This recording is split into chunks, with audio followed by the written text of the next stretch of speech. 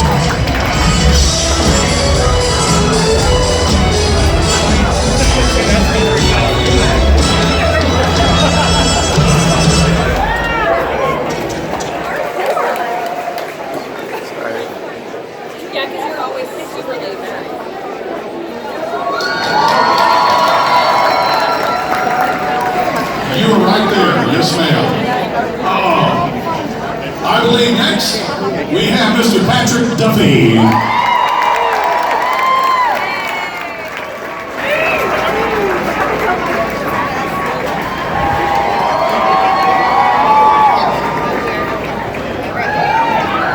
Would you please welcome Linda Gray.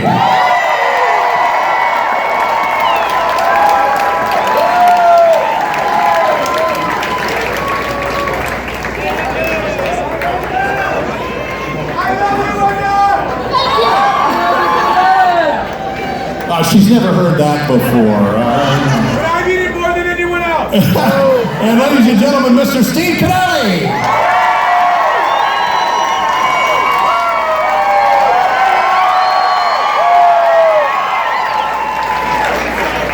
Oh my goodness, my goodness. It is like family, isn't it? We want you to, if you would, grab those microphones, just pull them off those racks because I don't think you can hear them very well from that distance. There you go. First of all, thank you guys so much for being here tonight. It is a pleasure to have the four of y'all here with us this evening. And have you had any sleep since you got into town, Charlene? I'm sleeping now. Charlene, has this been a whirlwind since you guys got here? Oh my gosh, we've had the absolute best time being together as our viewing family and then being with our extended family, all of you. We just have had the greatest time. We love you so much, and I'm not even kidding. It's really true, yeah. Linda, you come to Dallas an awful lot. I know charity events and things like that. It seems like I see you here all the time. Do you guys like just stay in a hotel when you come, or do you have places, or is there like a room at the mansion called the Dallas Room where when you show up they just let you have it? How does that work? Well, we don't have liberty to tell you where we stay. Have you had fans show up, like when you were doing the shoot, you were filming, have you, like people would just come out of nowhere at your front door, or is that something that you remember? That was last night. That was last night. Plenty of that going on. And Steve, I've always wanted to ask you, because you make them look so good, where do you get your hats? At the Resist All Hat Company in Texas. Really? Thank you very much for asking. Bob Posey has done my hat since 1978. See, I also have to ask Patrick about that. We all want to know about the ponytail, don't we? Hot, isn't it, girls? Yeah, come on, ladies, give it up. Dude. My Uncle Bobby. What possessed you? It looks great. I just said, you know what? I feel I'm in the mood. Do you know how much a haircut at Fantastic Sam's costs? It's ridiculous. No, I'm just. You're a Ewing, it's okay. I want to ask all four of you, and this is going to be difficult because everybody's going to have an answer. I don't know any other way to do it. Let's go back to when the show was first cast, when it was first approved for air, when CBS said, you know, this is a good idea, let's put this on. Do you remember what went through your mind when you heard, we're actually going to do this on television, Dallas, this is going to be a series? And what went through your mind when you heard that, okay, this is going to happen?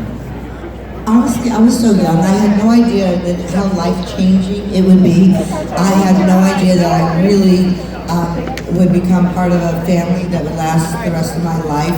Here we are 40 years later, and my family, like I said before them, and all of you, and it's just such a blessing, yeah. It's hard to find people in this world who can say, the Beatles have nothing on us. You know? I mean, think about it for a second. The Beatles have nothing on these four sitting up here. Patrick, how long after the show began airing did you guys realize, holy cow, we got lightning in a bottle? I think it was when somebody shot my older brother.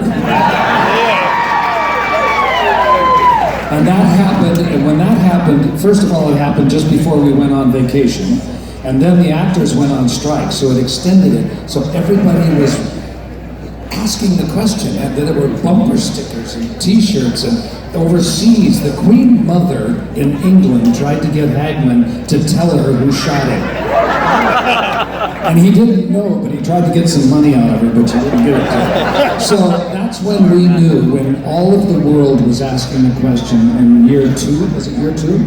The end of year 2? The end of year 2. At the end of year 2, that with this kind of excitement about the show, chances were we were going to come back a few more years. Linda, and right after we talk to all four of you briefly, we're going to do a trivia question here and break this up a little bit so it's not just me droning on. Linda, you and Larry shared so many scenes together, and Patrick mentioned Larry, of course. I remember Maureen O'Hara talked about working with John Wayne and the real relationship that they had as professionals and as just friends. That it went way beyond just acting. It was intuitive. Describe your relationship with Larry and what that meant to you and the friendship that you had with him all those years. Well, it was huge. And Larry and I did most of our scenes together, and it was absolutely amazing to work with him because neither one of us knew. It was like playing tennis with somebody better than you. And we would throw the ball back and forth, and it would be very, very funny before the scene began. And then we would immediately click into JR and Sue Ellen Ewing and let the games begin. It was so much fun working with him, and the chemistry was absolutely magical. And yeah, I miss him. Amen. We love you. Steve, I think the first time I ever saw you on the series, you were in the hayloft with this one.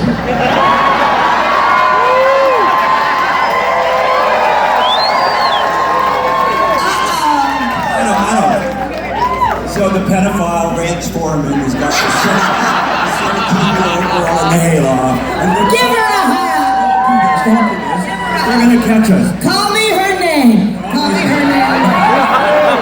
Call me her name! Say it, Pam! Call me her name, Pam!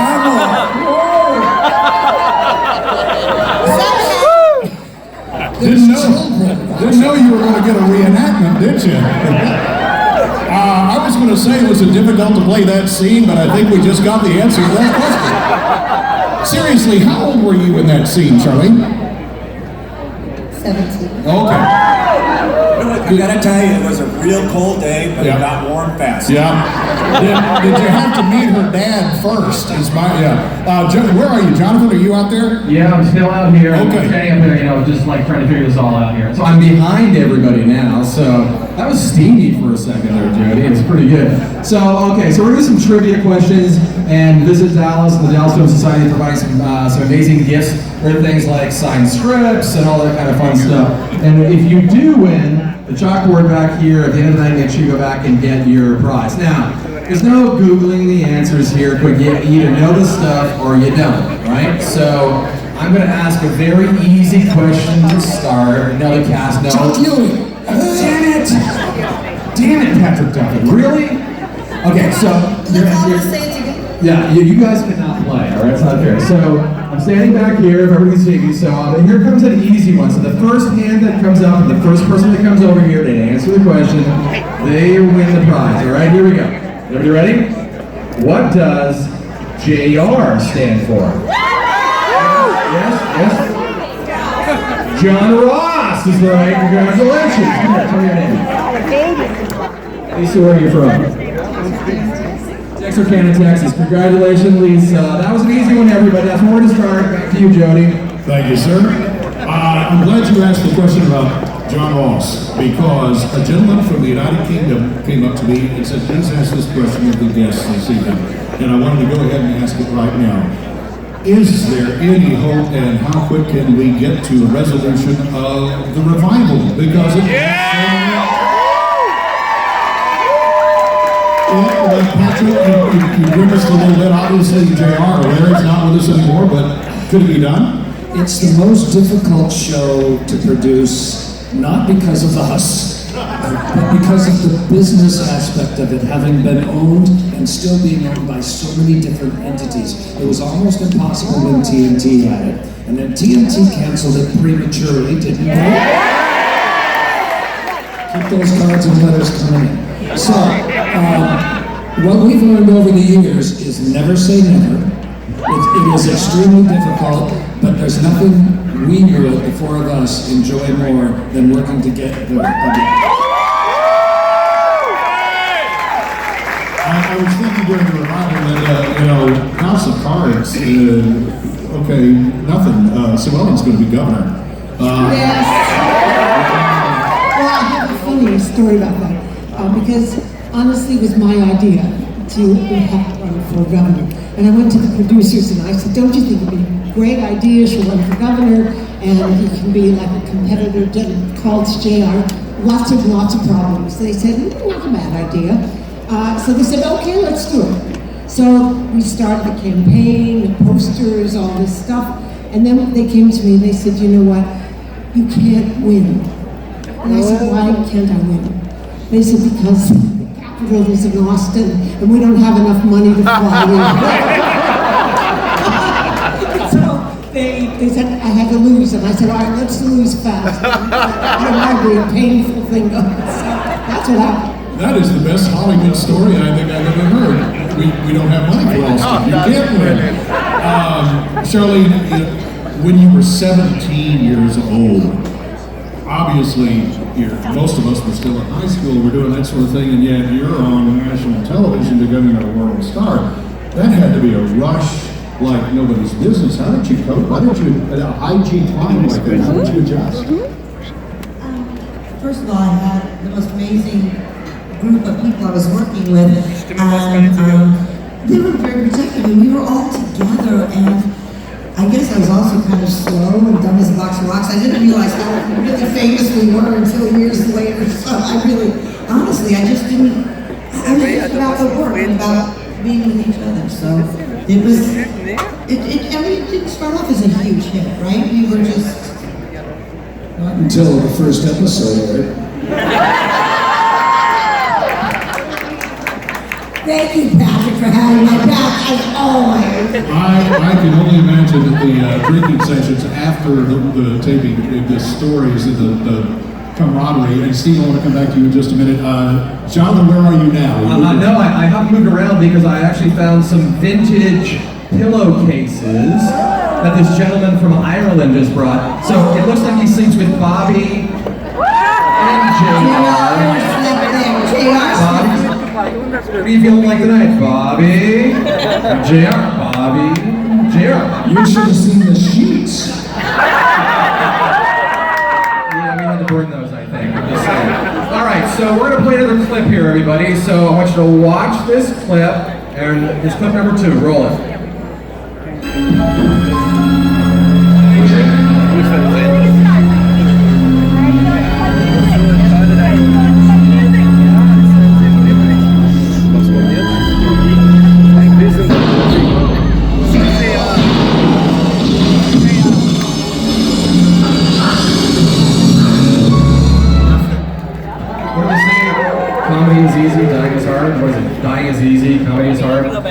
So look at all the hands here. Jody, I got everybody down here now. All right, so this is a 2-part question. You have to know the answer to both, all right? First of all, we're going to name the actress and the character who shot J.R.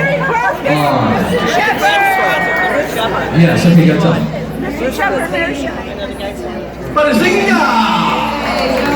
That was right. So Mary Crosby, she played Kristen Shepherd. Congratulations. Tell me your name. Sarah from Ireland. Oh, congratulations, Sarah. So nice to have you.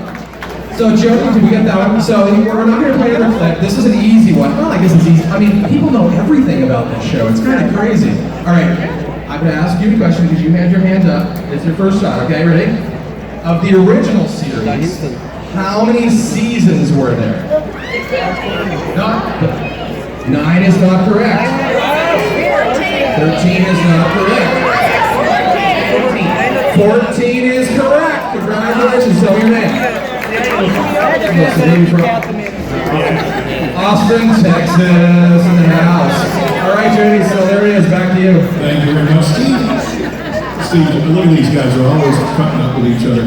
Of all the episodes, can you look back at a favorite that you enjoyed the most, or a scene that you shot, maybe with Larry or Patrick or one of the other cast members? You thought to yourself, man, that's why I got into this business. Steve, what do you think?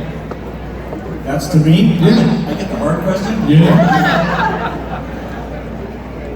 I don't have a favorite episode particularly. I think it has been great to have a chance to play this in this show, play this Western character, come down here and make all these friends in Texas, and to have a show that runs for 11, 12 years for me is just the greatest thing. I'll tell you, one of my favorite moments of the show was when you and Bobby and JR would team up together. And it was like the Sons of Katie Elder. Weapons of Vengeance was the name of an episode. We had a big range war.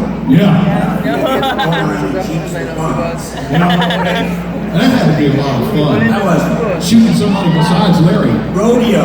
Yes. Rodeo. Yeah, that was a good one. Rodeo. Woo, you were great. Woohoo! Let me ask Charlene that question. Do you have a favorite? 14 seasons, narrow it down on stage right now. Do you have a favorite scene or episode you think back and you go, oh, that's the one I got into this business for? They have heard this before, but I do, I love the part where Lucy was engaged to Kim Hagman, who had to come out to her and confess that he could not marry her because he was homosexual.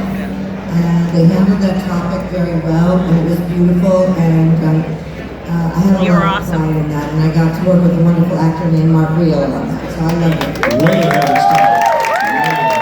It was so ahead of its time, and I loved it. I thought it was just beautifully done, and I've got so much response to it, over the years. I have to ask I have to ask Patrick.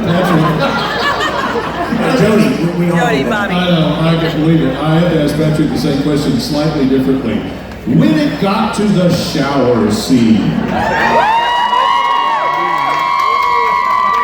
how in God's name did you keep a secret? I mean, surely you must have known it well enough in advance to where you just were bursting, I'm sure.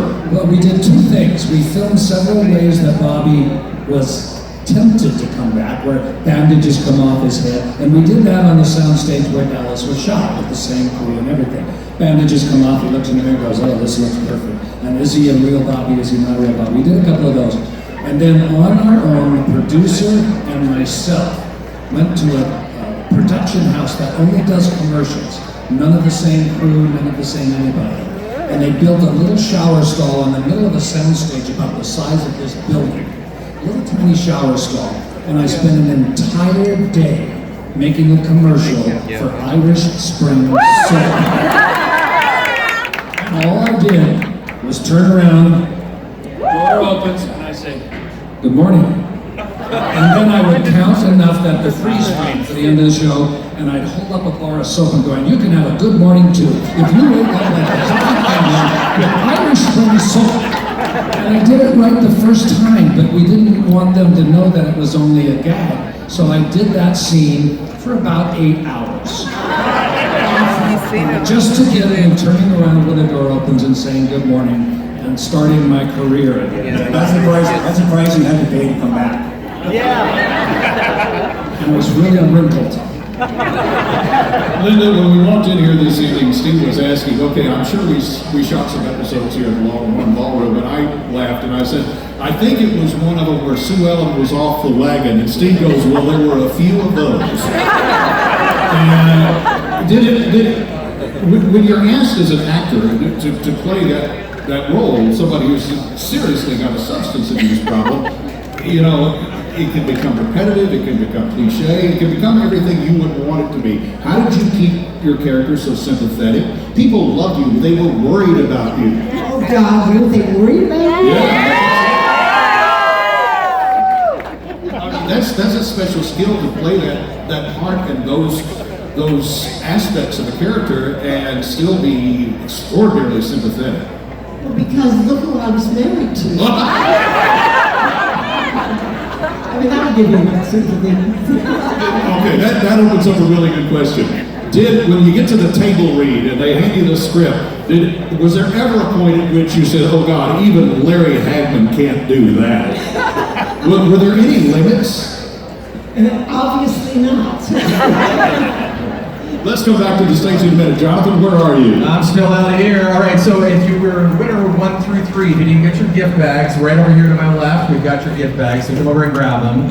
So it was off the air and then did the redo. It wasn't because we necessarily had any power in Los Angeles to get the job done. It was because people like you, rooms and rooms and countries full of people like you, kept writing, kept petitioning to bring Dallas back. And we came back. So don't go away, because we're not going to go away. We're going to be here for you.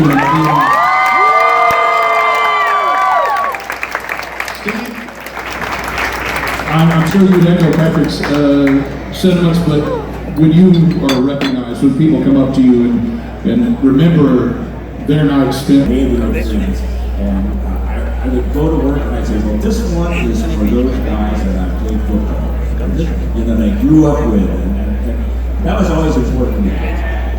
So, Linda, thank you.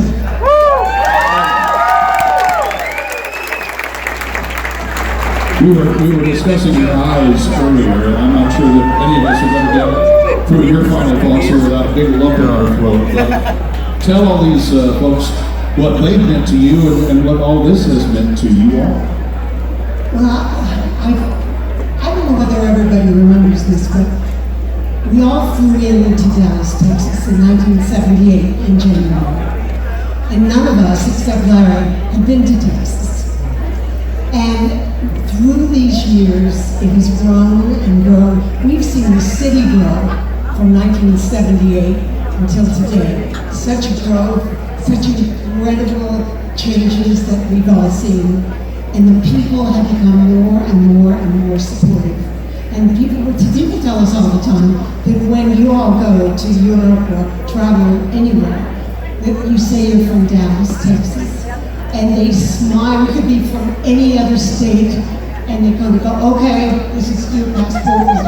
When you say you're from Dallas, Texas, the passport people love you even more. There's a genuine quality about all of you that we have seen since 1978 that has grown and grown and grown. So all of us feel the same way. That we love you, we thank you, and we just love interacting with you. And thank you all for coming tonight. Ladies and gentlemen, Charlene, Patrick, Linda, and Steve, give them a big round.